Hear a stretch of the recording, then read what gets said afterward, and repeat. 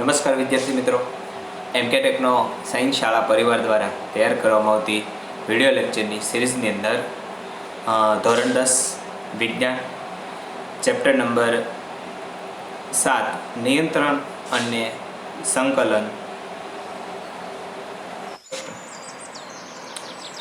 આ પ્રશ્ન છે ને એ બે પ્રશ્નોનો કોમ્બો છે. એક સાથે બે પ્રશ્નો ભેગા કરીને બનાવેલો પ્રશ્ન છે. બરાબર, કોમ્બો છે. કઈ રીતે? જુઓ, બે પ્રશ્ન છે, બંને સ્વતંત્ર રીતે બે બે માર્કમાં પૂછાઈ શકે છે અને એક સાથે પૂછો તો આ પ્રશ્ન 3 માર્કમાં પૂછાઈ શકે છે. વિધાન સમજાવો. વીજ આવેગમાં મર્યાદા હોવા છતાં સંકલન માટે ઉત્તમ સાધન છે. વિધાન સમજવાનું છે કે આપણા શરીરની અંદર સંકલન અને નિયમન શેના આધારે થાય છે? વીજ આવેગની મદદથી. તો વીજ આવેગમાં મર્યાદા છે કંઈક, તે મર્યાદા પહેલા જણાવી પડે અને તેમ છતાંય ઉત્તમ સાધન છે. એ પછી આપણે સાબિત કરવાનું છે. શા માટે ઉત્તમ સાધન છે? તો એની ફાયદા અને મર્યાદા બે એવી છે. આની અંદર બે પ્રશ્નો તમને પૂછીએ કે વિદ્યુત આવેગની મર્યાદાઓ જણાવો, અને બીજો એ પ્રશ્ન પૂછી શકે કે ભાઈ શા માટે છે વિદ્યુત આવેગ છે એ સંકલન માટે ઉત્તમ સાધન છે. આ બે પ્રશ્નો ભેગા કરીને આમાં એકમાં પૂછ્યા. જુઓ, તો ઉત્તેજના સામે છે ઝડપી પ્રતિચાર માટે વીજ આવેગ છે ને એ ખૂબ જ ઉપયોગી છે. વિદ્યુત આવેગ આપણી માટે શા માટે ઉપયોગી છે? તો એનો ફાયદો મુખ્ય એ છે કે એ ઝડપી પ્રતિચાર આપે છે. તે સંકલન માટે એક ઉત્તમ સાધન છે, ઝડપી પ્રતિચાર આપતું હોવાને લીધે. ચેતાતંતુમાં વીજ આવેગનું વહન ખૂબ જ ઝડપી થાય છે અને તે નિયંત્રણ અને સંકલન માટેનું ઉત્તમ સાધન છે. તો બીજું કારણ શું છે એનું? ચેતાતંતુમાં આ વીજ આવેગ છે એનું વહન છે ખૂબ જ ઝડપથી થાય છે. તરત જ તમને જેવો સ્પર્શ કરો એટલે ખ્યાલ આવી જાય છે. બરાબર. આ ઉપરાંત આ વીજ આવેગની મર્યાદાઓ છે, તેમ છતાંય ઉત્તમ છે. મર્યાદા કઈ કઈ છે? વીજ આવેગ માત્ર એવા કોષો સુધી પહોંચી શકે છે જેની સાથે ચેતાપેશી સંકળાયેલી હોય. બરાબર. વીજ આવેગ માત્ર એવા કોષો સુધી પહોંચી શકે જેની સાથે ચેતાપેશી સંકળાયેલી હોય. બરાબર. જોજો, હવે તમે તમારો વધી ગયેલો જે નખ છે ને એને કાપશો તમને કાંઈ નહીં થાય, સંવેદના જ નહીં થાય. આ રીતે અહીંયા વાળ છે તો આ વાળને ઉપરથી આ રીતે કાપી લેવામાં આવે. ખેંચવાની વાત તો અલગ છે, તો હેઠે ખબર પડી જાય. ઉપરથી કટ કરવામાં આવે તો અહીંયા શું છે? આ ચેતાપેશી આ વાળમાં નથી, તમારા વધી ગયેલા નખની અંદર નથી. અંદરનો નખ જે જીવતો છે એમાં છે. વધી ગયેલા નખમાં ચેતાપેશી નથી. તો જ્યાં ચેતાપેશી નથી ત્યાં વિદ્યુત આવેગ પહોંચતો નથી. બરાબર. અહીંયા તમારા દાંતના ભાગમાં નથી. વીજ આવેગ માત્ર એવા કોષો સુધી જ પહોંચે છે કે જેની સાથે ચેતાપેશી સંકળાયેલી છે. આ ઉપરાંત બીજી મર્યાદા, પ્રાણી શરીરના દરેક કોષોનું સંકલન વીજ આવેગ વડે થઈ શકતું નથી. શું કામ? કે દરેક જગ્યાએ ચેતાપેશી પહોંચી શકેલી નથી. જ્યાં ચેતાપેશી હોય ત્યાં જ છે એ વિદ્યુત આવેગ વડે સંકલન અને નિયંત્રણ થઈ શકે. દરેક કોષો સુધી ચેતાપેશી ન પહોંચેલી હોય તો એ કોષનું સંકલન વીજ આવેગ વડે થઈ શકતું નથી. ચેતાકોષો વીજ આવેગનું સતત નિર્માણ કરી શકતા નથી અને તેનું સતત વહન કરી શકતા નથી. આ વીજ આવેગ છે એનું સતત નિર્માણ ન થાય, ઘડીક થાય ને પછી અટકી જાય. બરાબર. સતત નિર્માણ કરી શકતા અને સતત એનું વહન પણ કરી શકતા નથી. એટલે એક સાથે બે કાર્યો થતા હોય ને, જોજો, એવા સમયે એક કાર્ય છે એ બીજા કાર્યથી ભૂલાઈ જાય. તમે ફૂલ મોજમાં હો ને ડાન્સ કરતા હો ને એવા સમયે તમને કંઈક વાગી જાય અને ખ્યાલ ન આવે ને આપણે જોઈએ ત્યારે ખબર પડે કંઈથી રુધિર નીકળે. તો સતત નિર્માણ કરી શકતા નથી, તેનું વહન પણ સતત રીતે કરી શકતા નથી. બરાબર. ચેતાકોષો પુનઃ નવો વિદ્યુત આવેગ નિર્માણ કરવા અને તેનું વહન કરવા તેમજ કાર્યવિધિ ગોઠવવા માટે થોડોક સમય લે છે. બરાબર. તરત નથી થતો, એ સતત નિર્માણ નથી પામતું, પણ શું થાય છે? નવો વિદ્યુત આવેગ નિર્માણ કરવા માટે અને તેનું વહન કરવાની જે આખી ક્રિયાવિધિ છે ને એમાં થોડોક સમયગાળો લે છે. તેમ છતાં છે એ વીજ આવેગ ઝડપી છે. એટલે કુલ 4 મર્યાદાઓ કીધી છે કે ભાઈ વિદ્યુત આવેગ માત્ર એવા કોષો સુધી પહોંચે છે કે જેની સાથે ચેતાપેશી સંકળાયેલી છે. બીજું, શરીરના દરેક કોષો સુધી વિદ્યુત કોષોનું સંકલન વીજ આવેગ વડે થતું નથી. હવે આ પહેલો મુદ્દો છે ને એને આધારે બીજો મુદ્દો કીધી. એવી જ રીતે આ મુદ્દો છે ને એના આધારે પછીનો મુદ્દો છે. કે વિદ્યુત આવેગનું સતત નિર્માણ કરી શકતા નથી, તેનું સતત વહન પણ કરી શકતા નથી. શા માટે નથી કરી શકતા? એનું કારણ પાછું બીજા ઓલા ચેતાકોષો પુનઃ નવો વિદ્યુત આવેગ નિર્માણ કરવા અને તેનું વહન કરવા છે, બરાબર, એ ક્રિયાવિધિની ગોઠવણીમાં થોડોક એવો છે એ સમય લે છે, બરાબર. તો એને આધારે છે એ આ ક્રિયા શક્ય બનતી નથી. ત્યાર પછીનો પ્રશ્ન આપેલો છે, ખૂબ જ મહત્વનો છે, બરાબર. ટૂંકમાં સમજાવો, રાસાયણિક સંદેશા વાહક વ્યવહાર અથવા અંતઃસ્ત્રાવી સંકલન. સંદેશા વાહકો એટલે અંતઃસ્ત્રાવો, બરાબર. અંતઃસ્ત્રાવો સમજવાનું છે. હવે સંકલન અને નિયમનની અંદર અંતઃસ્ત્રાવોનો ખૂબ જ મોટો ફાળો છે. જ્યાં આવા વીજ આવેગ નથી પહોંચતા ને ત્યાં અંતઃસ્ત્રાવ પહોંચી જાય છે. જોઈ કીધું છે, પ્રાણી શરીરના દરેક કોષ સુધી ઉર્મી વેગ પહોંચી શકતો નથી. કોષોની વચ્ચે સંદેશા વહન માટે અન્ય વ્યવસ્થાની જરૂર પડે, બરાબર. મેં ખાલી વાળનું નખનું તમને ઉદાહરણ આપ્યું, પણ ઘણા બધા એવા સ્થળો છે, એવા કોષો છે જ્યાં ઉર્મી વેગ પહોંચી શકતો નથી. તો કોષોની વચ્ચે સંદેશા વહન માટે એક અન્ય વ્યવસ્થાની જરૂર પડે છે, બરાબર. અન્ય વ્યવસ્થા એટલે શું? રાસાયણિક સંદેશા વ્યવહાર, અંતઃસ્ત્રાવી સંકલન. અંતઃસ્ત્રાવી સંકલન વિશિષ્ટ રાસાયણિક સંયોજનો દ્વારા પ્રાપ્ત થાય છે. આ સંયોજનોને અંતઃસ્ત્રાવો કહેવામાં આવે છે. અંતઃસ્ત્રાવની વ્યાખ્યા પૂછાય છે ઘણી વાર, ખાલી જગ્યામાં પૂછી કે અંતઃસ્ત્રાવી સંકલન વિશિષ્ટ રાસાયણિક સંયોજનો દ્વારા નિર્માણ પામે છે. આ સંયોજનોને અંતઃસ્ત્રાવો અથવા રાસાયણિક સંયોજકો છે એ કહેવામાં આવે છે, બરાબર. એટલે સંકલન જેની વડે થાય છે, જે રાસાયણિક સંયોજનોની મદદ થાય છે, એ બધા અંતઃસ્ત્રાવો છે. અંતઃસ્ત્રાવો જે કોષની સપાટી પર વિશિષ્ટ અણુ હોય તેમાં પ્રસરણ પામે છે. અંતઃસ્ત્રાવો એકબીજા ગતિ કેમ કરે? પ્રસરણ પામે. જે કોષની સપાટી પર વિશિષ્ટ અણુઓ આવેલા હોય તેમાં પ્રસરણ પામી જાય છે, બરાબર. આનો એક ગેરફાયદો એ છે કે અંતઃસ્ત્રાવી સંકલન ધીમી પ્રક્રિયા છે, પરંતુ શરીરના બધા જ કોષો સુધી તે અસરકારક રીતે પહોંચે છે. અંતઃસ્ત્રાવી સંકલન વનસ્પતિ અને પ્રાણીઓ બંનેમાં અસરકારક હોય છે, બરાબર. જ્યારે ઉર્મી વેગ માત્ર ને માત્ર છે મનુષ્યમાં છે, પ્રાણીઓમાં નથી થતો. એટલે વનસ્પતિમાં નથી, બરાબર. પ્રાણીઓની અંદર ઉર્મી વેગ જોવા મળે છે, સોરી બાય મિસ્ટેક, બરાબર. એટલે અંતઃસ્ત્રાવી સંકલન વનસ્પતિઓ અને પ્રાણીઓ બંનેમાં નથી. વનસ્પતિઓમાં માત્ર અંતઃસ્ત્રાવી તંત્ર છે, બરાબર. જ્યારે પ્રાણીઓની અંદર બંને છે. વીજ આવેગની સરખામણીમાં તે વધારે સ્થાયી અને લાંબા સમયની હોય છે. અંતઃસ્ત્રાવની અસર છે ને એ વીજ આવેગની તો ઘડીક વારની જ હોય, પણ અંતઃસ્ત્રાવની અસર લાંબા ગાળાની હોય છે. અંતઃસ્ત્રાવના સંશ્લેષણ સ્થાન અને તેના કાર્યથી હંમેશા દૂર હોય. જ્યાં એ અંતઃસ્ત્રાવ બનતો હોય ને ત્યાં એનું કંઈ કામ ન હોય. શરીરના બીજા કોઈ અંગને છે એ અંતઃસ્ત્રાવનું કામ હોય અને બીજો કોઈ અંગ છે એનો બનાવતો હોય. એટલે અંતઃસ્ત્રાવના સંશ્લેષણ સ્થાન અને તેના કાર્યસ્થાન છે એ બંને દૂર હોય છે. એટલે તમને પ્રશ્ન કરે, ટૂંકમાં સમજાવો, રાસાયણિક સંદેશા વ્યવહાર અથવા તો અંતઃસ્ત્રાવી સંકલન. તો આ મુદ્દાઓ તો આવવા જ જોઈએ, પછી તમે વધારે એક્સ્ટ્રા લખો તો પછીની વાત છે, બરાબર. પહેલો મુદ્દો શું કીધો? પ્રાણી શરીરના દરેક કોષ સુધી ઉર્મી વેગ પહોંચાડી શકતા નથી, એટલે કોષો વચ્ચે સંદેશા વ્યવહાર માટે અન્ય વ્યવસ્થાની જરૂર પડે છે. આ અન્ય વ્યવસ્થા એટલે શું? અંતઃસ્ત્રાવી સંકલન. અંતઃસ્ત્રાવી સંકલન વિશિષ્ટ રાસાયણિક સંયોજનો દ્વારા નિર્માણ પામે છે, અને આ સંયોજનો છે એ અંતઃસ્ત્રાવો છે એ કહેવામાં આવે છે, અથવા તો રાસાયણિક સંયોજકો પણ એને કહેવામાં આવે છે. અંતઃસ્ત્રાવો જે કોષોની સપાટી પર વિશિષ્ટ અણુ હોય એની અંદર પ્રસરણ પામે છે, એટલે પ્રસરણથી વધે છે આગળ. એક કોષ બીજા કોષને આપે છે, બીજો ત્રીજાને આપે છે, બરાબર. પ્રસરણથી આગળ વધે છે. અંતઃસ્ત્રાવી સંકલન ધીમી થોડીક પ્રક્રિયા છે, કારણ કે પ્રસરણથી એને આગળ વધવાનું છે, પરંતુ શરીરના બધા જ કોષો સુધી એ અસરકારક રીતે સંદેશાઓ પહોંચાડે છે.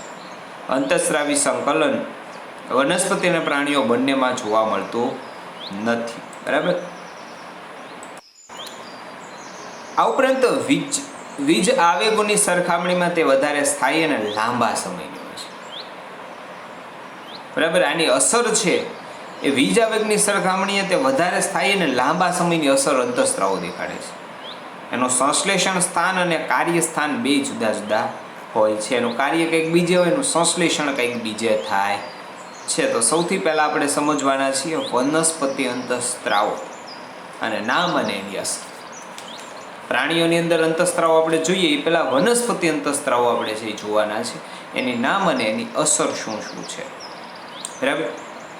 તો વનસ્પતિ અંતઃસ્ત્રાવની વાત કરીએ તો તેઓ વૃદ્ધિ, વિકાસ અને પર્યાવરણ પ્રત્યે પ્રતિચારકનું છે એ સંકલન કરવામાં મદદરૂપ છે. તેનું સંશ્લેષણ સ્થાન તેના કાર્યસ્થાનથી દૂર છે. તેઓ સાદા પ્રસરણ દ્વારા કાર્યસ્થાન સુધી વહન પામે છે. બરાબર. એનું સંશ્લેષણ સ્થાન કંઈક બીજે હોય અને એનું કાર્યસ્થાન બીજે છે. તો કાર્યસ્થાન છે સંશ્લેષણ સ્થાન. બરાબર. સપોઝ કે ભાઈ તમે જ્યાં રહો છો એ જગ્યા અલગ છે, તમે જ્યાં કામ કરો છો એ જગ્યા અલગ છે. બરાબર. તો તમે જ્યાં રહો છો ત્યાંથી જ્યાં કામ કરો છો ત્યાં સુધી જવા માટે છે કોઈ રસ્તો બાઇક કે ચાલીને જતા છો, એમ અહીંયા છે એ અંતઃસ્ત્રાવો જ્યાં ઉત્પન્ન થાય છે ને ત્યાં એનું કોઈ કાર્ય નથી. જ્યાં કાર્ય છે ત્યાં ઉત્પન્ન જ થતા. એટલે તેનું સંશ્લેષણ સ્થાન અને કાર્યસ્થાન દૂર હોય છે. તેઓ સાદા પ્રસરણ દ્વારા છે એ કાર્યસ્થાન સુધી પહોંચે. આપણે કેમ જે રીતે બાઇક દ્વારા કે ચાલીને કે ભાઈ કોઈ વાહનમાં છે ત્યાં પહોંચી હશે, બરાબર, કાર્ય કરવાના સ્થળે, એવી જ રીતે છે અંતઃસ્ત્રાવો છે એ પ્રસરણ દ્વારા છે એ કાર્યસ્થાન સુધી વહન પામે છે. બરાબર. વનસ્પતિની અંદર અંતઃસ્ત્રાવ છે ને એના બે પ્રકારો પડે છે. હલનચલનના બે પ્રકાર પડ્યા ને એમ અંતઃસ્ત્રાવના પણ બે પ્રકાર પડે છે. બરાબર. એમાંથી પહેલો પ્રકાર એ છે, બરાબર, એવા અંતઃસ્ત્રાવોનો છે કે જે વૃદ્ધિ પ્રેરક અંતઃસ્ત્રાવ છે. પહેલો એવો પ્રકાર છે અંતઃસ્ત્રાવોનો કે જે વૃદ્ધિ પ્રેરક અંતઃસ્ત્રાવ છે. વૃદ્ધિ પ્રેરક અંતઃસ્ત્રાવની અંદર પહેલું અંતઃસ્ત્રાવ છે ઓક્સિન. નામ ખાસ યાદ રાખજો, ખાલી જગ્યા દરેક જગ્યાએ પૂછે છે. ઓક્સિન તે પ્રહોરના અગ્રભાગે સંશ્લેષણ પામે છે. પ્રકાંડની વાત અહીંયા કરી છે ને અગ્રભાગ જે પ્રહોરનો અગ્રભાગ હોય છે તે ભાગમાં સંશ્લેષણ પામે છે. તે કોષની લંબાઈમાં વૃદ્ધિ પ્રેરે છે. ઓક્સિનનું કામ શું છે, કાર્ય અહીં કીધું જો તમને કે ઓક્સિનનું કાર્ય શું છે, કોષની લંબાઈને વૃદ્ધિ પ્રેરે છે વનસ્પતિની અંદર. બરાબર. જ્યારે વનસ્પતિ પર એક બાજુથી પ્રકાશ પડતો હોય ત્યારે ઓક્સિન પ્રકાશ ન પડતો હોય તે બાજુ પ્રસરણ પામે છે. બરાબર. ઓક્સિનની ચોક્કસ સાંદ્રતા પ્રકાશથી દૂર રહેતા પરોહ જે પરોહ કીધા છે, આ પરોહના કોષની લંબાઈમાં વૃદ્ધિ છે એને ઉત્તેજે છે. આથી વનસ્પતિ પ્રકાશ તરફ વળતી જોવા મળે છે. આમ ઓક્સિન પ્રકાશાવર્તન માટે પણ જવાબદાર છે. ઓક્સિન અંતઃસ્ત્રાવ કીધું. શું કીધું કે તે પરોહ એટલે પ્રકાંડ સમજવાનું. પ્રકાંડના અગ્રભાગે છે એ સંશ્લેષણ પામે છે. તે કોષોની લંબાઈમાં વૃદ્ધિ કરે છે વનસ્પતિને. જ્યારે વનસ્પતિ પર એક બાજુથી પ્રકાશ પડતો હોય, બીજી બાજુ ન પડતો હોય, ત્યારે ઓક્સિન છે એ પ્રકાશ ન પડતો હોય ને એ બાજુ ભેગું થઈ જાય. અને પરિણામ સ્વરૂપે શું થાય કે ભાઈ ઓક્સિનની ચોક્કસ સાંદ્રતા પ્રકાશથી દૂર રહેલા જે પરોહ છે એટલે તો પ્રકાંડ છે કે ડાળી છે એના કોષની લંબાઈમાં વૃદ્ધિને ઉત્તેજે છે. આથી વનસ્પતિ પ્રકાશ તરફ વળી જાય છે. ઓક્સિનનો ભરાવો ક્યાં થાય કે ભાઈ જ્યાંથી પ્રકાશ આવતો એની વિરુદ્ધ દિશાથી આ બાજુથી પ્રકાશ આવે છે તો અહીંયા ઓક્સિનનો ભરાવો થશે. બરાબર ને. એના પરિણામ સ્વરૂપે શું થશે તો અહીંયા જે સૂર્યમુખીનો છોડ આપ્યો છે એ રીતે ભાઈ આગળનો ભાગ છે એ શું થશે, વળી જશે. બરાબર. એટલે કીધું કે ભાઈ ઓક્સિન ચોક્કસ સાંદ્રતા પ્રકાશથી દૂર રહેલા પરોહ એટલે કે પ્રકાંડના કોષની લંબાઈમાં વૃદ્ધિને ઉત્તેજે છે. આથી વનસ્પતિ પ્રકાશ તરફ વળેલી જોવા મળે છે. આમ ઓક્સિન છે પ્રકાશાવર્તન માટે છે એ જવાબદાર છે. આ પહેલું અંતઃસ્ત્રાવ. પછી બીજો વૃદ્ધિ પ્રેરક અંતઃસ્ત્રાવ વનસ્પતિનો છે એ છે જિબ્રેલિન. ઓક્સિન જિબ્રેલિન. બરાબર. પહેલો ઓક્સિન હતો, ત્યાર પછી આવે છે જિબ્રેલિન. તે પ્રકાંડની વૃદ્ધિમાં મદદરૂપ થાય છે. બરાબર. એનું એ જ કાર્ય છે. અને ત્રીજો છે સાઇટોકાઇનિન. બરાબર. સાઇટોકાઇનિન શું કરે છે કે ભાઈ ઝડપી કોષ વિભાજન થતું હોય તેવા વિસ્તારમાં કુદરતી રીતે તેનું સંકેન્દ્રણ વધારે હોય છે. ફળ અને બીજમાં તેની સાંદ્રતા વધારે હોય છે. તે કોષ વિભાજનને પ્રેરે છે. બરાબર. જ્યાં ઝડપી કોષ વિભાજન થતું હોય એટલે ક્યાં થતું હોય એવા ભાગો કે જ્યાં વનસ્પતિ છે એ નવો પર્ણ છે એ બનાવે છે અથવા તો કોઈ જે એનું ફળ છે એ ફળ છે એ નિર્માણ પામે છે. તો ઝડપી કોષ વિભાજન ત્યાં થવું જોઈએ. થતું હોય એવા વિસ્તારોમાં કુદરતી રીતે સંશ્લેષણ વધારે હોય છે. બરાબર, કુદરતી રીતે તેનું સંશ્લેષણ વધી જાય છે. ફળ અને બીજમાં તેની સાંદ્રતા હોય છે તે કોષ વિભાજનને પ્રેરે છે. સાઇટોકાઇનિનનું કાર્ય શું છે? કોષ વિભાજનને પ્રેરવાનું. ત્રણનું કાર્ય જોઈ લો. ત્રણેય વૃદ્ધિ પ્રેરક છે. પહેલું ઓક્સિન, બરાબર, કોષની લંબાઈમાં વૃદ્ધિ કરે છે, બરાબર, વનસ્પતિની સાઇઝ વધારે છે, જીબ્રેલિન પ્રકારની વૃદ્ધિમાં મદદરૂપ છે, અને સાઇટોકાઇનિન છે, બરાબર, એ કોષ વિભાજનને પ્રેરે છે. ત્યાર પછી છેલ્લો અંતઃસ્ત્રાવ છે વૃદ્ધિ અવરોધક અંતઃસ્ત્રાવ, બરાબર, એબ્રિસેસિક એસિડ જેને કહેવામાં આવે છે, વૃદ્ધિ અવરોધક અંતઃસ્ત્રાવ, બરાબર, એબ્રિસેસિક એસિડ, બરાબર, એસ્કોર્બિક અથવા ઘણીવાર એબ્રિસેસિક્સ પણ આવે છે. તો આ એબ્રિસેસિક એસિડ છે તે વનસ્પતિને વૃદ્ધિને અવરોધે છે અને એના ઓલાથી અસરને કારણે પર્ણો છે એ કરમાઈ જાય છે. બરાબર, આ અંતઃસ્ત્રાવ જે છે એબ્રિસિક એની અસરને કારણે વનસ્પતિની વૃદ્ધિ અવરોધાય છે અને પર્ણો શું થઈ જાય છે? કરમાઈ જાય છે અને પછી નીચે પડી જાય છે.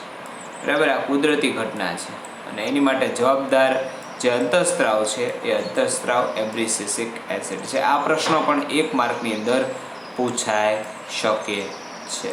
બરાબર, તો ત્યાર પછી જોઈએ પ્રાણીઓમાં અંતઃસ્ત્રાવ. બરાબર, પ્રાણીઓની અંદર ઘણી બધી અંતઃસ્ત્રાવી ગ્રંથિઓ આવેલી છે. શરૂઆત કંઈક અહીંથી થાય કે અમુક પરિસ્થિતિ કંઈક એવી ઉત્પન્ન થશે કે જે પરિસ્થિતિની અંદર વ્યક્તિ લડો અથવા તો ભાગોની સ્થિતિમાં આવે છે. લડવાની કે દોડવાની ક્રિયાની સ્થિતિમાં લડો અથવા તો ભાગો. બરાબર, કયો અંતઃસ્ત્રાવ ઉત્પન્ન થાય છે? સ્ત્રવે છે અને શરીરમાં તેની અસરો એ જણાવવાની છે. શરીરમાં જ્યારે લડવા કે દોડવાની ક્રિયાની સ્થિતિમાં હોય ત્યારે એન્ડ્રેનલ ગ્રંથિનું નામ છે, ગ્રંથિનું નામ છે એન્ડ્રેનલ, અને એમાંથી ઉત્પન્ન થતો અંતઃસ્ત્રાવ છે એન્ડ્રેનાલિન અંતઃસ્ત્રાવ છે ઉત્પન્ન થાય છે. એન્ડ્રેનાલિન અંતઃસ્ત્રાવ છે સ્ત્રવિત થશે દોડો અથવા ભાગોની સ્થિતિની અંદર. આ ગ્રંથિ આવેલી ક્યાં હોય છે? તો અહીંયા તમને જો બતાવ્યું છે આકૃતિની અંદર કે તમારી જે કિડની છે એટલે કે મૂત્રપિંડ છે, આ મૂત્રપિંડના ઉપરના ભાગે છે એ એન્ડ્રેનાલિન ગ્રંથિ આવેલી હોય છે. બરાબર, સોરી, એન્ડ્રેનલ ગ્રંથિ આવેલી હોય છે જે એન્ડ્રેનાલિન નામના અંતઃસ્ત્રાવનો સ્ત્રાવ છે એ ઉત્પન્ન કરે છે. બરાબર, આ ગ્રંથિ અહીંયા ઝૂમ કરીને તમને અહીંયા બતાવી છે. આ છે એન્ડ્રેનલ ગ્રંથિ છે. બરાબર, આની અસરો શું હોઈ શકે? એન્ડ્રેનાલિન સ્ત્રાવ ઉત્પન્ન થાય તો શું થઈ શકે? બરાબર, તો આવી સ્થિતિની અંદર હૃદયના ધબકારા વધે છે. બરાબર, આ સ્થિતિની અંદર હૃદયના ધબકારા વધે છે. પરિણામે આપણા સ્નાયુઓને વધારે ઓક્સિજનનો પુરવઠો છે એ મળે છે. બરાબર, આ અંતઃસ્ત્રાવ ઉત્પન્ન થાય એન્ડ્રેનાલિન અંતઃસ્ત્રાવ ઉત્પન્ન થાય એટલે હૃદયના ધબકારા વધી જાય અને પરિણામે હૃદયના ધબકારા વધે એટલે આપણા સ્નાયુઓને વધારે ઓક્સિજનનો પુરવઠો મળે છે. આ ઉપરાંત પાચન તંત્રમાં અને ત્વચામાં નાની ધમનીઓની આસપાસના સ્નાયુઓ છે એ સંકોચાઈ જતા ત્યાં રુધિરની પ્રાપ્યતા ઓછી થાય છે.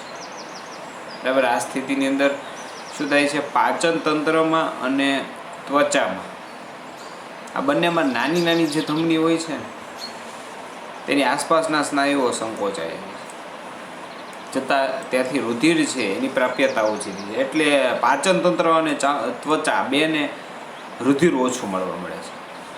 અને જે રુધિર વધી જાય છે ને એ રુધિરની દિશા આપણા કંકાલ સ્નાયુઓ તરફથી પ્રવાહિત થવા લાગે છે. જેને હલનચલન કરવાનું છે એવા કંકાલ સ્નાયુઓની અંદર હાથ અને પગના સ્નાયુઓ છે. બરાબર, ઉરોદર પટલ અને પાંસળીઓના સ્નાયુઓનું સંકોચન થવાથી શ્વસન દર વધતો જાય છે. બરાબર, આ બધી પ્રતિક્રિયા શું છે? પ્રાણી શરીરને લડવા કે દોડવાની ક્રિયાની સ્થિતિએ પહોંચી વળવા માટે તૈયાર કરતો અંતઃસ્ત્રાવ છે એન્ડ્રેનાલિન છે. હવે જોજો, આ વસ્તુ તમે અનુભવી છે. આ દરેક વસ્તુ તમે કંઈક ને કંઈક જગ્યાએ છે એ અનુભવી છે. હું તમને ઉદાહરણ સહ છે આ વસ્તુ સમજાવવા માગું છું, તો તમને વિગતે છે આ તમામ બાબતો મગજમાં ઉતરશે. બરાબર. હવે આવી પરિસ્થિતિ ક્યારે ઉત્પન્ન થઈ છે યાદ કરો, કે જે પરિસ્થિતિની અંદર તમારે ક્યાં તો લડવું પડે ને કાં દોડવું પડે. લડો કાં ભાગો, ડુ ઓર ડાઈ સિસ્ટમ ક્યારે ઉત્પન્ન થાય છે. બરાબર. તો આવી પરિસ્થિતિ છે એ મોટા ભાગે છે એ કોઈ વિકટ સમસ્યા તમારી ઉપર આવી પડે ત્યારે ઉત્પન્ન. શાંતિથી આપણે ચાલ્યા જતા, અચાનક જ છે એ પાછળથી કૂતરો તમારી પાછળ પડે. કૂતરો તમારી પાછળ પડશે એટલે તમારી પાસે કઈ સ્થિતિ ઉત્પન્ન થઈ, કાં તો તમે છે ઊભા રહીને કૂતરાને સામે લડો, અને જો લડવાનો રસ્તો પસંદ ન હોય તો ભાગો. બરાબર. તો આ સ્થિતિની અંદર આવું બધું થાય. હા, હૃદયના ધબકારા વધી જાય.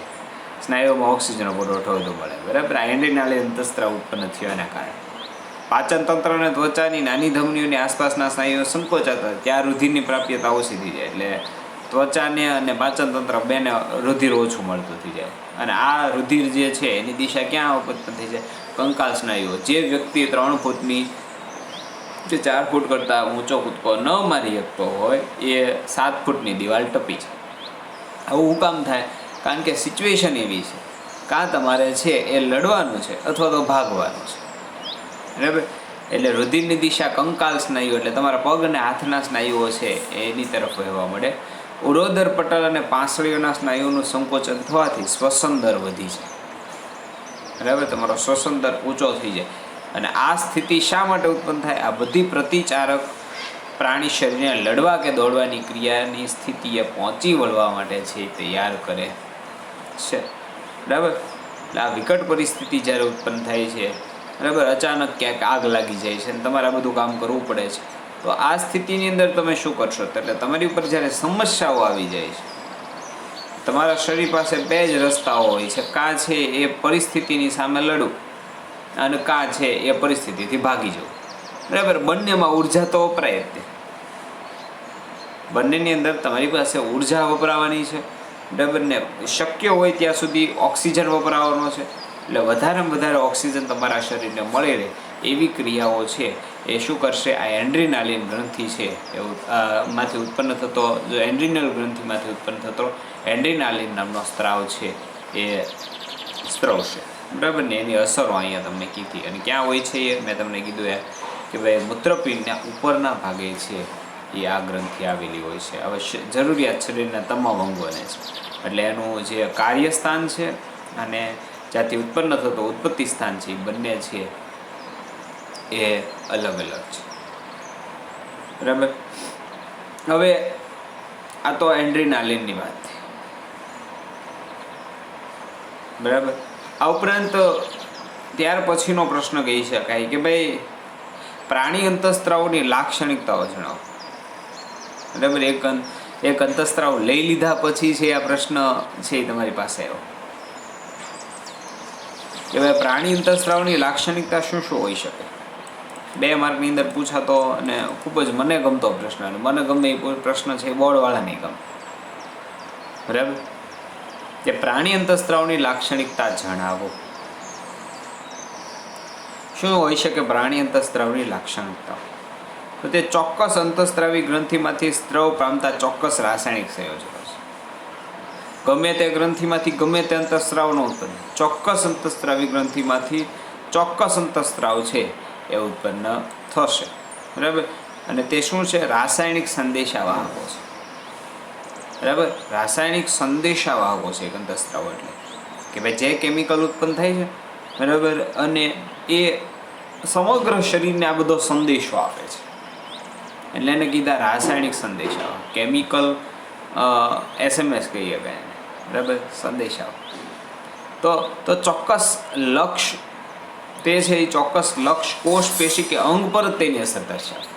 ઉત્પન્ન ગમે ત્યાંથી થાય પણ જ્યાં એનું લક્ષ્ય છે, ચોક્કસ લક્ષ્ય છે, બરાબર, જે કોષ છે પરફેક્ટ કે આ પેશીને લક્ષ્ય ટાર્ગેટ બનાવવાનું છે, એ ટાર્ગેટ ઉપર જ કામ કરે, એ સિવાય કંઈ કામ ન કરે. ચોક્કસ કોષ પેશી કે અંગો ઉપર જ તેની અસર થાય, એ સિવાયના કોઈ અંગ પર ઉપર એની અસર ન થાય. તે રુધિર દ્વારા વહન પામે છે. એટલે રુધિર દ્વારા તેનું વહન થાય છે. બરાબર. એક જગ્યાએથી અંતઃસ્ત્રાવ જ્યાંથી ઉત્પન્ન થાય, ઉત્પત્તિ સ્થાનથી પ્રાપ્તિ સ્થાન સુધી એને પહોંચાડવા માટેનું કામ છે એ રુધિર કરે. પણ તેમ છતાં એટલું બધું પરફેક્શન થાય. રુધિર તો નકર આખા શરીરમાં દોડવાનું છે, તો કોઈ ચોક્કસ અંગ સુધી છે, અંગ ઉપર જ છે એ અંતઃસ્ત્રાવનું કાર્ય થશે. ગમે તે અંગ ઉપર અંતઃસ્ત્રાવનું કાર્ય નહીં થાય. બરાબર. આ ઉપરાંત તે અલ્પ માત્રામાં સ્ત્રવે છે. અંતઃસ્ત્રાવનું શું છે, બહુ આમ ઢગલાબંધ ન હોય, બહુ અલ્પ માત્રામાં હોય. બરાબર. તે વધારે સ્ત્રાવ કે ઉણપ ચોક્કસ નિમિત્તા અને ખામી સર્જે છે. ખૂબ જ અલ્પ માત્રામાં છે અંતઃસ્ત્રાવ સ્ત્રવવો જોઈએ. જો વધારે માત્રામાં સ્ત્રવે તો પણ વાંધો છે, ઓછી માત્રાની અંદર સ્ત્રવે તો પણ ચોક્કસ ખામી કે અનિયમિતતા છે શરીરમાં ઉત્પન્ન થાય. બરાબર. આગળ આપણે સમજશું કે વધારે પડતો અંતઃસ્ત્રાવ ઉત્પન્ન થવાથી શું થઈ શકે અને ઓછો થવો હોય તો શું થઈ શકે. એટલે પ્રશ્ન પૂછાય તો આ તમારે 1, 2, 3, 4 અને 5 લાક્ષણિકતાઓ આપવી પડે કે પ્રાણી અંતઃસ્ત્રાવની લાક્ષણિકતાઓ જણાવો. તો પહેલી લાક્ષણિકતા શું થશે, તે ચોક્કસ અંતઃસ્ત્રાવી ગ્રંથિમાંથી સ્ત્રવ પામતા ચોક્કસ રાસાયણિક સંયોજનો છે. બીજી શું થશે, તે રાસાયણિક સંદેશા વાહકો છે. ત્રીજી છે ચોક્કસ લક્ષ્ય કોષ પેશી કે અંગ પર તેની અસર થાય, ટાર્ગેટ એનો ફિક્સ હોય છે. તે રુધિર દ્વારા વહન પામે છે, અલ્પ માત્રામાં જ હોય છે. વધારે માત્રા કે ઉણપ છે એને કારણે ચોક્કસ પ્રકારની ખામીઓ છે એ સર્જાય છે. બરાબર. અહીંયા પ્રાણી અંતઃસ્ત્રાવની લાક્ષણિકતા કમ્પ્લીટ. ત્યાર પછીનો એક વધારે અંતઃસ્ત્રાવ આપણે બે જોવાના છે, વૃદ્ધિ સાથે સંલગ્ન અંતઃસ્ત્રાવ. મનુષ્યની અંદર વૃદ્ધિ સાથે સંલગ્ન અંતઃસ્ત્રાવો જણાવો. બરાબર. પ્રશ્ન આપેલો છે. બરાબર. તો પ્રશ્ન કંઈક આવો છે, મનુષ્યમાં વૃદ્ધિ સાથે સંલગ્ન અંતઃસ્ત્રાવો સમજાવો. બરાબર. વૃદ્ધિ સાથે અસર કરતા અંતઃસ્ત્રાવ કે જે મનુષ્યના શરીરની કે કોઈ અંગની વૃદ્ધિ સાથે સંકળાયેલા હોય કોઈ પણ રીતે. બરાબર. આવા અંતઃસ્ત્રાવોની ચર્ચા આપણે કરવાની છે. બરાબર. તો એની અંદર શું આવશે, વૃદ્ધિ સાથે જે અંતઃસ્ત્રાવ સંકળાયેલા હોય એને વૃદ્ધિ અંતઃસ્ત્રાવ કહેવાય. મનુષ્યમાં વૃદ્ધિ સાથે સંલગ્ન અંતઃસ્ત્રાવ બે છે. એક વૃદ્ધિ અંતઃસ્ત્રાવ, બરાબર, જેને GH કહેવામાં આવે છે, G ફોર ગ્રોથ અને H ફોર હોર્મોન્સ. ઇંગ્લિશની અંદર અંતઃસ્ત્રાવને હોર્મોન્સ કહેવામાં આવે છે. તો G ફોર ગ્રોથ અને H ફોર હોર્મોન્સ એટલે ગ્રોથ હોર્મોન્સ એટલે વૃદ્ધિ અંતઃસ્ત્રાવ. પછી બીજું છે થાઇરોક્સિન. બરાબર. હવે ગ્રોથ હોર્મોન્સ ક્યાંથી ઉત્પન્ન થાય, વૃદ્ધિ અંતઃસ્ત્રાવ ક્યાંથી ઉત્પન્ન થાય, તો તે પિચ્યુટરી ગ્રંથિમાંથી સ્ત્રવે છે. તે શરીરને વૃદ્ધિ અને વિકાસને નિયંત્રિત કરે છે. ગ્રોથ હોર્મોન્સ ક્યાંથી ઉત્પન્ન થાય, પિચ્યુટરી ગ્રંથિમાંથી. પિચ્યુટરી ગ્રંથિમાંથી છે એ સ્ત્રવે છે. તે શરીરની વૃદ્ધિ અને વિકાસને નિયંત્રિત કરે છે. બરાબર. પિચ્યુટરી ગ્રંથિ છે ને એ સૌથી નાનામાં નાની ગ્રંથિ છે. આપણી જે તમામ અંતઃસ્ત્રાવી ગ્રંથિઓ છે એમાંથી સૌથી નાનામાં નાની ગ્રંથિ પિચ્યુટરી ગ્રંથિ છે. અને ક્યાં આવેલી હોય છે, તો મગજ જે મધ્ય મગજ છે એના નીચેના ભાગે. અહીં તમે જોઈ શકો સોપારીના દાણા જેવું કદ છે એ ધરાવતી ગ્રંથિ જે આવેલી છે, જે પિચ્યુટરી ગ્રંથિ તરીકે ઓળખાય છે. બરાબર. જે ગ્રોથ હોર્મોન્સ ઉત્પન્ન કરે છે એ ગ્રંથિને લીધે છે એ તમારા શરીરની વૃદ્ધિ અને વિકાસ થાય છે. ઘણીવાર ઘણાને અપૂરતો જરૂરિયાત કરતાં વધારે વિકાસ થઈ ગયો હોય છે. તો એવા વ્યક્તિના શરીરની અંદર આ ગ્રોથ હોર્મોન્સનું પ્રમાણ વધારે છે. જે વ્યક્તિની હાઇટ, જેની ઉંમર પ્રમાણે આ હાઇટ અને આ શરીર હોવું જોઈએ એની કરતાં વધારે થયું છે. બરાબર. વધારે પ્રમાણની અંદર છે વિકાસ અને વૃદ્ધિ થઈ ગયું છે, તો એની અંદર આ ગ્રોથ હોર્મોન્સનું પ્રમાણ વધારે છે. અને જે વ્યક્તિની ઉંમર થઈ તેમ છતાં છે એની ઊંચાઈ વધી નથી, તો એનો મતલબ એવો છે કે આ પિચ્યુટરી ગ્રંથિમાંથી છે એ વૃદ્ધિ અને વિકાસ માટે સંબંધિત ગ્રોથ હોર્મોન્સ છે, એટલે કે વૃદ્ધિ અંતઃસ્ત્રાવ છે એ ઓછો ઉત્પન્ન થાય છે. બરાબર. જેને કારણે એના શરીરની વૃદ્ધિ અને વિકાસ થતો નથી. ઘણા વ્યક્તિઓ તમે જોઈ શકો છો કે જેના શરીરની વૃદ્ધિ અને વિકાસ નથી થયો. બરાબર. તો એવા વ્યક્તિની અંદર આ ગ્રોથ હોર્મોન્સની કમી છે. જ્યારે અમુક વ્યક્તિની અપૂરતી અમાપ વૃદ્ધિ જોવા મળે છે કે ભાઈ આટલા બધા ઊંચાઈ કે એટલું બધું શરીર ન હોવું જોઈએ તેમ છતાં છે એ અપૂરતો વૃદ્ધિ થઈ ગયેલી છે, વિકાસ થઈ ગયેલો છે આ શરીરનો.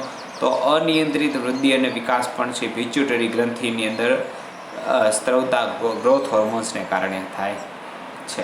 ત્યાર પછી બીજો અંતઃસ્ત્રાવ છે થાઇરોક્સિન. બરાબર, થાઇરોક્સિન એ થાઇરોઇડ ગ્રંથિ દ્વારા સ્ત્રવતો સ્ત્રાવ છે જે ગળાના ભાગે આવેલી છે. જો અહીં તમને દેખાડે છે થાઇરોઇડ ગ્રંથિ અહીંયા આવેલી હોય છે આ. બરાબર, થાઇરોક્સિન નામનો સ્ત્રાવ કરે છે થાઇરોઇડ ગ્રંથિ. તો તે થાઇરોઇડ ગ્રંથિમાંથી સ્ત્રવતો સ્ત્રાવ છે. તેના સંશ્લેષણ માટે આયોડિન જરૂરી છે.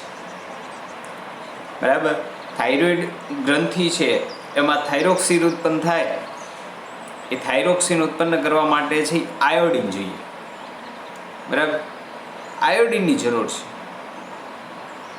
અને આ અંતઃસ્રાવ શું કરે તો કાર્બોદિત પ્રોટીન અને ચરબીના ચયાપચયનું નિયંત્રણ કરે. શરીરની અંદર ચયાપચયની જે ક્રિયા થાય શ્વસન દરમિયાન, બરાબર, કઈ કાર્બોદિત પ્રોટીન અને ચરબીનું ચયાપચયનું નિયંત્રણ કરવાનું કામ થાઇરોક્સિન અંતઃસ્રાવ કરે છે. અને ઉત્પન્ન ક્યાંથી થાય? થાઇરોઇડ ગ્રંથિમાંથી.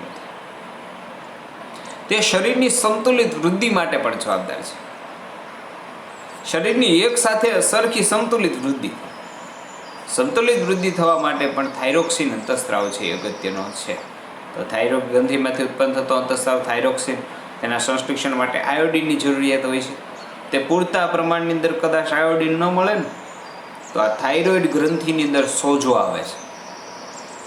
થાઇરોઇડ ગ્રંથિની અંદર સોજો આવે, ગળું મોટું જબરું થઈ જાય. આ થાઇરોઇડ ગ્રંથિ અહીંયા આવેલી હોય, આની અંદર સોજો આવે. સોજો આવવાને કારણે ગળું મોટું થઈ જાય, જેને આપણે ગોઈટર નામનો રોગ કહીએ છીએ. આયોડિનની ઉણપથી થાય છે. બરાબર, એને થાઇરોઇડ ગ્રંથિનો રોગ છે. તો આ થાઇરોક્સિન અંતઃસ્રાવ શું કરે? કાર્બોદિત પ્રોટીન અને ચરબીના ચયાપચયનું નિયંત્રણ કરે. તે શરીરને સંતુલિત વૃદ્ધિ થઈ શકે. એક ઠામું હાથ મોટો થઈ જાય, બીજો હાથ નાનો રહે, બરાબર, એવું ન થાય. સંતુલિત વૃદ્ધિ શરીરની થાય, બેલેન્સિંગ વૃદ્ધિ થાય. એક પગ મોટો થાય, એક નાનો રહે, આવી વૃદ્ધિ નહીં, સંતુલિત વૃદ્ધિ થાય. એ માટે જવાબદાર અંતઃસ્રાવ કયો છે? થાઇરોક્સિન. તો આપણે અત્યાર સુધીના અંતઃસ્રાવોની અંદર કયા અંતઃસ્રાવો છે એ જોઈ લીધા કે ભાઈ પહેલું છે એન્ડ્રીનાલિન જોયું. બરાબર, જે એન્ડ્રીનલ ગ્રંથિમાંથી ઉત્પન્ન થાય અને બરાબર જેનું સ્થાન છે એ કિડનીના ઉપરના ભાગે છે એવી ગ્રંથિ. બરાબર, એ દડો અથવા ભાગોની સ્થિતિની અંદર છે, લડો અથવા ભાગોની સ્થિતિની અંદર શરીરનું રક્ષણ કરે. આ ઉપરાંત વૃદ્ધિ ગ્રોથ હોર્મોન્સ, વૃદ્ધિપ્રેરક અંતઃસ્રાવ જેને આપણે કહીએ છીએ, જે પિટ્યુટરી ગ્રંથિમાંથી ઉત્પન્ન થાય, જે મગજની અંદર આવેલી હોય છે. થાઇરોઇડ સિન નામનો અંતઃસ્રાવ છે જે થાઇરોઇડ ગ્રંથિમાંથી ઉત્પન્ન થાય છે, જે ગળાના ભાગે આવે છે.